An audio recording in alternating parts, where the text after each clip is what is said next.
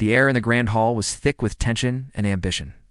Dozens of musicians in crisp tuxedos and elegant evening gowns polished their priceless instruments, the air humming with scales and arpeggios.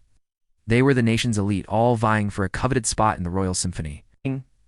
Into the sea of polished perfection walked a young man with messy hair, ripped jeans, and a battered guitar case slung over his shoulder. He looked utterly out of place, as if he had wandered in from a different world. Two violinists, noted for their prodigious talent and even greater arrogance, exchanged a disdainful look.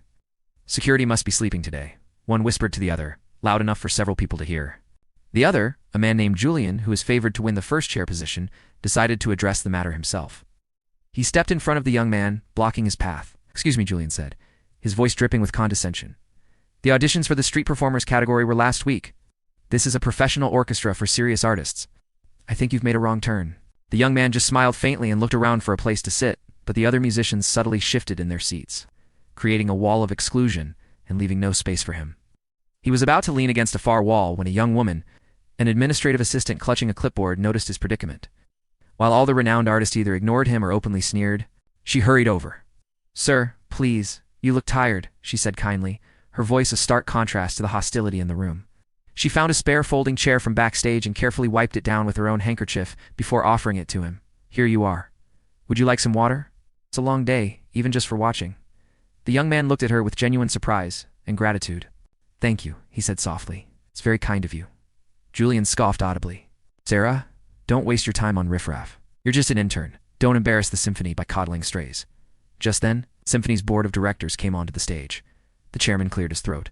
"Thank you all for your incredible talent. But today, we were also looking for character. We have a very special guest who has been observing you all day. He is the sole, anonymous benefactor of our entire program. The legendary and reclusive composer known only as Maestro X." He then gestured towards the young man with the guitar case. A wave of shock and horror swept through the room as the young man walked onto the stage. Julian's face went ashen. The maestro took the microphone. "Music without a soul is just noise, and an orchestra without humanity is just an empty hall."